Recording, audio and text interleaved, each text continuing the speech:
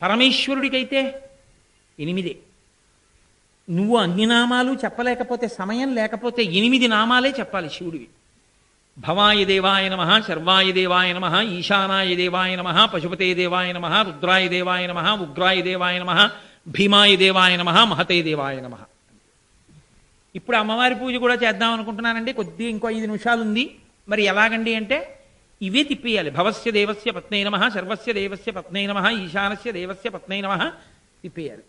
ఇంకొక 3 నిమిషాలు ఉందంటే ఆయన పిల్లల్ని కూడా చేద్దాం అనుకుంటున్నానంటే భవస్య దేవస్య పుత్రై నమః అంతే, దీంతోనే మళ్ళీ తిప్పాలి. ఆ 8 మీదే శివుడికి. అందుకే భూరంభం చలలో నిలోంబర మహార్నాదో హిమాంసు పుమాన్ నిత్యాభాతి చరాచరాత్మక విధం యస్యైవ మూర్త్యష్టకం అంటారు శంకరాచార్యులు వారు దక్షిణామూర్తి స్తోత్రంలో. ఒక్కొక్క స్వరూపాన్ని ఒక్కొక్క సంఖ్యానియతితో కూడిన నామముల చేత పట్టుకుంటారు. తాను పేదవాడు కావచ్చు, తాను లేనివాడు కావచ్చు, కానీ నా దగ్గరే ఉంది పెట్టడానికి, అండం కాదు. నా దగ్గర లేకపోవచ్చు, కానీ అయ్యో నా కోసం వచ్చారు, వీళ్ళకి నేనేం పెట్టానని ఆర్తి పొందినవాడు ఉంటాడే, తనకున్నదే పెట్టినవాడు ఉంటాడే, వాడు పుణ్యపురుషుడు. చాలా ఉంది కాబట్టి పెట్టినవాడు కాదు, ఏమీ లేకపోయినా తనకున్నది పెట్టినవాడు ఉన్నాడే, వాడు పుణ్యపురుషుడు.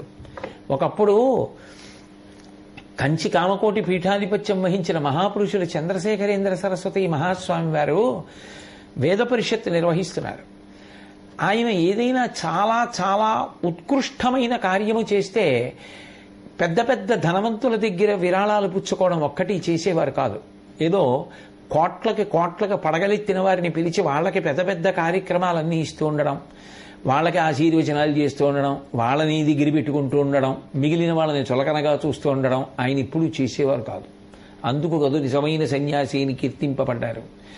ఆయన అందరికీ అవకాశం ఇచ్చేవారు, పుణ్యం చేసుకోవడానికి అందరికీ అవకాశం ఇవ్వాలని.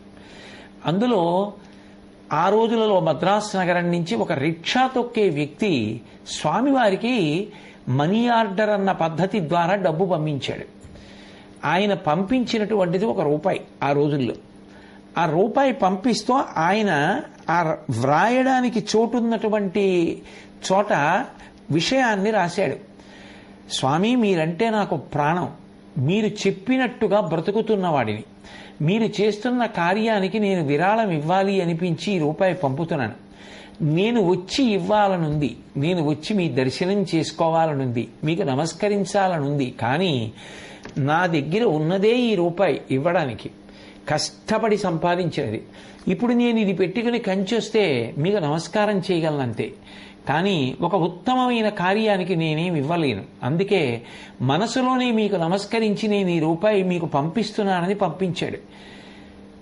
ఏమీ దాచుకోని మహాస్వామి ఆ కాగితం ఒక్కటి దాచుకుని అందరికీ చూపిస్తూ ఉండేవారు, చూడండి అతను ఎంత ధన్యాత్ముడు అని. అంటే తనకి లేదు అని ఇవ్వకపోవడం కాదు, తనకి ఉంది అని ఇవ్వడం కాదు, తనకి లేకపోయినా వచ్చిన వాడికి పెట్టినవాడు ఉన్నాడే, తన దగ్గర ఏముంటే అదే పెట్టినవాడు, వాడు ధన్యాత్ముడు. నిజానికి ఆ గుణం ఎవరిది? ధర్మరాజు గారిది. ధర్మరాజు గారు అరణ్యవాసానికి వెళ్ళినప్పుడు ఆయనతో ఎందరో బ్రాహ్మణులు వెళ్ళిపోయారు. కొన్ని వేల మంది వెళ్ళిపోతే ధౌమ్యుణ్ణి అడిగారు, ఇంతమందికి నేను అన్నం ఎలా పెట్టను, వాళ్ళు అన్నం తినకపోతే నేను ఎలా తట్టుకోనని. అన్నప్రదాత ఆదిత్యుడు సూర్యభగవానుడిని ఉపాసన చేయమన్నాడు ధౌమ్యుడు. గంగానది జలాలలో నిలబడి సూర్యుడిని ఉపాసన చేశాడు. ఆ సూర్యభగవానుడు ఇచ్చినటువంటి అక్షయ పాత్ర వలన ప్రతిరోజు బ్రాహ్మణులందరికీ అన్నం పెడుతుండేవాడు. తనకి లేదు అని పెట్టనివాడు కాడు, తనకి ఎంత ఉన్నదో అది పెట్టినవాడెవరో వాడు గొప్పవాడు. తనకేమీ లేకపోయినా తనకే లేదు అయినా తనకేముందో అది పెట్టేసిన వాడెవరో వాడు కదా నిజానికి గొప్పవాడు. ఉండి పెట్టడం కన్నా లేక పెట్టడం గొప్ప. అందుకే శంకరాచార్యుల వారు ఎవరి కోసం చేశారు కనకధారాస్తవం అంటే, తినడానికి ఏం లేదు కానీ ద్వాదశి, ఆ ద్వాదశి నాడు ఉపవాసం పాలన చెయ్యాలి అంటే ఉసిరికాయ ఉండాలి. ఒక ఎండిపోయిన ఉసిరికాయ ఉంది ఇంట్లో అంతే. ఆ ఉసిరికాయ ఉన్నటువంటి ఇంటి యజమానురాలైనటువంటి పేద బ్రాహ్మణి ఇంట్లో ఉంది. ఆయన ఎక్కడికో వెళ్ళాడు తేవడానికి పదార్థం వండుకోవడానికి. అసలు ఆయన తెస్తే తప్ప వండుకోవడానికి ఏం లేదు. ఆ ఇంటి ముందు నిలబడి భవతి భిక్షాందేహి అన్నారు బ్రహ్మచారి శంకరులు. ఆమె అంతటి తేజోమూర్తి అయిన బ్రహ్మచారి ఇంటి ముందు నిలబడితే అయ్యో నేను ఏ భిక్షా వెయ్యలేకపోతున్నాను అని తత్తరపడిపోయి బ్రహ్మచారిని సన్యాసిని ఆదరించడానికి గృహస్థు ఉన్నాడు, నేను ఆయనకి భిక్ష ఇవ్వలేకపోతే నా ఆశ్రమం ఎందుకు, నా జీవితం ఎందుకని ఆమె ఎంతో ఆందోళన చెంది ఇంట్లో ఉన్నటువంటి ఎండిపోయిన ఉసిరికాయ తెచ్చి శంకరాచార్యుల వారి చేతిలో వేసేసింది. ఆమె పేదరికానికి ఆయన కళ్ళు చెమర్చాయి. ఆయన లక్ష్మీదేవిని స్తోత్రం చేశారు. లక్ష్మీదేవి ప్రసన్నురాలై ఆమెకు బంగారు ఉసిరికలు వర్షించింది. తనకి లేకపోయినా ఆ ఉన్నదేదో దాన్నే ఇతరులకు పెట్టిన వారు ఉంటారే, అది పెద్ద మనసు కదూ, అది సామాన్యమైన మనసా? డొక్కా సీతమ్మ గారు ఆఖరికి తన ఐశ్వర్యం అంతా అయిపోయినా కూడా ఇక తను తినడానికి కూడా ఏమీ లేదు. భర్త గారు ఇక ఏమీ లేదు, నువ్వు ఇలా నిరతాన్నదాతవై అన్నదానం చేసేశావు, ఇక మనకేం లేదు డబ్బు అన్నారు. పోన్లేండి పరమేశ్వరుడు ఇస్తాడంది ఆవిడ అని అన్నం పెట్టేసింది. ఆ రోజు ఆయన దిగాలుగా పొలానికి వెళ్ళారు. వెళ్ళి ఆ పొలం దున్నుతుంటే కంగున చప్పుడు వచ్చింది. రోజు దున్నే పొలమే, ఇదేడు కొత్తగా చప్పుడు వచ్చింది అనుకున్నారు. చూస్తే భూమిలో బిందెలు దొరికాయి. ఆ బిందెలు తీసుకొచ్చి ఇంట్లో పెడితే వాటిలో ద్రవ్యం దొరికింది. దానితో మళ్ళీ తిరిగి అన్నదానం చేశారు. పరమేశ్వరుడు అనుగ్రహించాడంతే. ఆ తల్లి ఆఖరి ఊపిరి వరకు అన్నం పెడుతూనే ఉంది.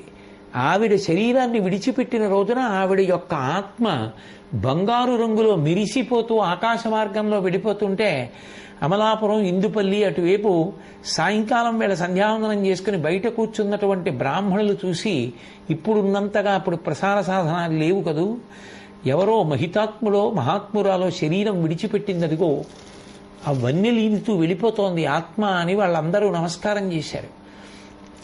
డొక్కా సీతమ్మ గారు పెట్టి తరించలా, ఆఖరికి కడుపు నిండా ఉందమ్మా అంటే చేతిలో చింతకాయ పచ్చడి రాసి పంపిస్తుండేవారు. రంతిదేవుడు మహానుభావుడు, ఆయన తినడానికేమీ లేదు, తాగడానికి మంచినీళ్లున్నాయి. అప్పటికైనా తిని తాగి నెలలైంది. ఆ మంచినీళ్లు తాగుదాం అనుకుంటుంటే ఎవరో ఒక వ్యక్తి వచ్చాడు. ఆకలితో తాళలేకపోతున్నాను, నాకేమైనా పెట్టమన్నాడు. ఆయన మంచినీళ్లున్నాయి తాగు అనలేదు, తను పెట్టలేకపోతున్నది ముందు చెప్పారు. అన్నము లేదు, కొన్ని మధురాంబువులున్నవి త్రావుమన్నా రావన్నా, ఎల్ల శరీరధారులకు ఆపద కలిగిన వారి ఆపదల్ గ్రంథనమాన్పి, వారికి సుఖంబులు చేయుట కంటే నుండు మేలున్నదే, నాకు దిక్కు పురుషోత్తముడొక్కడి సొమ్ము పుల్కసా అని ఆ ఉన్న నీళ్లు ఆయనకి ఇచ్చేశారు. దేవతలందరూ ప్రత్యక్షమయ్యారు, అనుగ్రహించారు. పిట్టుగుణం మనిషిని కాపాడుతుంది. ఇక్కడ దాచుకున్నది ఇక్కడే, ఇక్కడ ఇలా పెట్టిందేదో అదే పుణ్యమై వెంటొస్తుంది. తనకి లేకపోయినా ఉన్నదే నలుగురితో పంచుకు తిన్నవాడు ఇంకొకరికి పెట్టాలని తాపత్రయంతో ఉండాలి అంటే ఇందులో ఉన్నది అందులో ఉన్నది ఒక్కటే అని అవతలవాడి బాధ తన బాధగా భావించగలిగిన వాడెవరో వాడే పెట్టగలడు తప్ప నా కడుపు నిండితే చాలు, నేను బాగుంటే చాలు, అవతలవాడు ఎంత ఆకలి కేకలేసి కళ్ళు తిరిగి పడిపోయినా నాకు సంబంధం లేదనుకోగలిగినటువంటి కఠినాత్ముడు ఎవరికీ ఏమీ పెట్టలేడు. వాడు ఉన్నవాడేమో కానీ పెట్టగలిగినవాడు కాదు. పెట్టగలిగిన వాడెవరు అంటే ఆ ప్రేమాస్పదమైనటువంటి మనసు కలిగిన వాడెవరో వాడు పెట్టగలడు. అందుకే అలా పెట్టిన వాడెవరో వాడు చిరంజీవి అయి నిలబడిపోతాడు తప్ప నిజానికి దాచుకున్న వాళ్ళందరూ తమ వెంట పట్టుకెళ్లారా?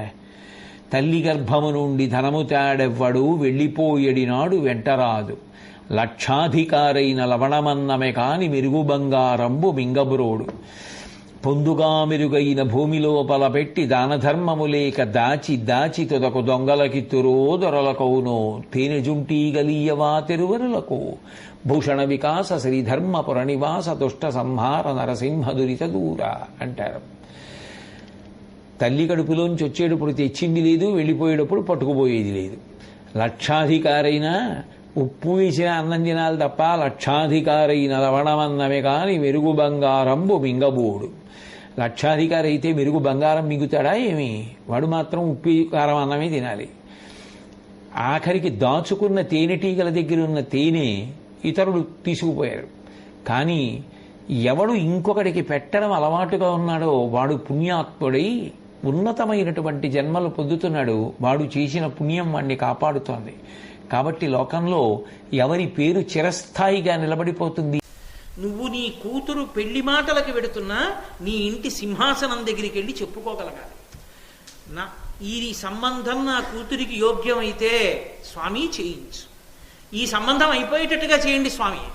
అయిపోతుంది. తర్వాత వచ్చే పరిణామాలకు ఆయన బాధ్యుడు కాదు. నీ కోడలు నీకు అన్నం పెట్టకపోతే ఆయన దగ్గరికి వెళ్ళి చెప్పవు. నువ్వు అడగలేదు కదా.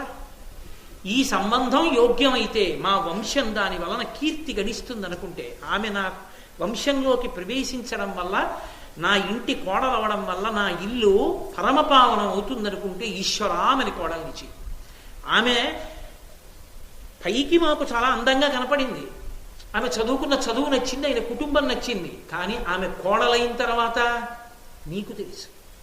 ఆమె రావచ్చో రాకూడదో నీకు తెలుసు. పెద్దరిక నీది. కాబట్టి పరమేశ్వర నువ్వు నిర్ణయించు. ఆమెకు ఆ అదృష్టం ఉంటే చేస్తాడు, లేకపోతే ఏదో మిష పెట్టి తీసేస్తాడు, అవనివ్వడు. ఆఖరికి ఆయన నిర్ణయం చేస్తాడు, ఆమె కోడలవుతుంది. నువ్వు నిశ్చింతగా పడుకో. ఎందుకని? ఈశ్వరుడు పంపాడు నీ ఇంటి కోడలుగా, నీకు బెంగలేదు. నువ్వు ఈశ్వరుడికి చెప్పుకోవడం అలవాటైతే నీ చేసిన నిర్ణయానికి నీకు ధైర్యం ఉంటుంది. నేను పరమాత్మ నిర్ణయానికి ఒడంబడ్డాను. నీ నిర్ణయాన్ని పరమేశ్వరుడికి చెప్పేది అయిపోయేటట్టు చేయమని అడక్కు.